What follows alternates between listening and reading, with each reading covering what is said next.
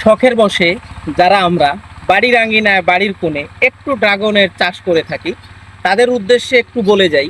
আমাদের এই যে দেখতেছেন ফল ফল পর্যন্তই নয় শেষ, এখানে রয়েছে কিছু কাজের বেশ। এই যে দেখেন একটি ফুল, আরেকটি ফুল দেখেন, এই যে একটা আরেকটা ফুল, ফুলটার কিন্তু ধরন দুইটার কিন্তু ভিন্ন। এই যে দেখেন আরো একটা ফুল, ঠিক আছে, এটাও একটা ফুল, এটাও একটা ফুল। এই ফুলটা কিন্তু আজকে রাতে ফুটবে।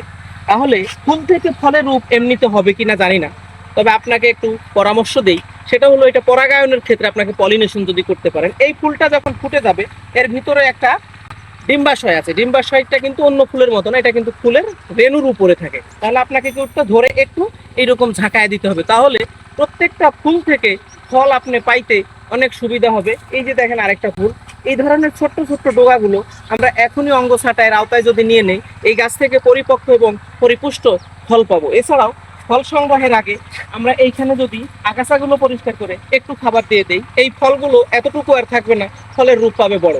তাই আশা রাখবো ড্রাগন রোপণ করছেন, সঠিক পরিচর্যা নেবেন, সঠিক ফলন ঘরে তুলবেন। ধন্যবাদ।